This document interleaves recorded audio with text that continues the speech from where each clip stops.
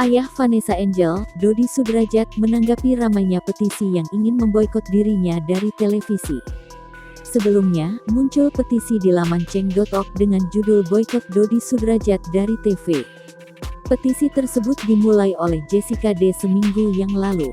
Hingga Senin, tanggal 6 Desember tahun 2021 pagi, petisi untuk memboikot Dodi Sudrajat telah ditandatangani lebih dari 7.700 pendukung. Adapun target petisi ini yakni 10.000 tanda tangan. Dalam petisi tersebut, ayah mendiang Vanessa Angel ini disebut sangat meresahkan.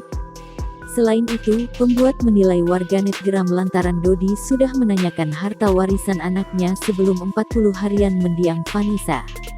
Menanggapi hal itu, Dodi mengaku sudah mengetahuinya. Ia pun ternyata sudah membaca dan ikut memberi dukungan. Selain mengaku mendukung, Dodi Sudrajat merasa tak tersinggung dengan adanya petisi tersebut.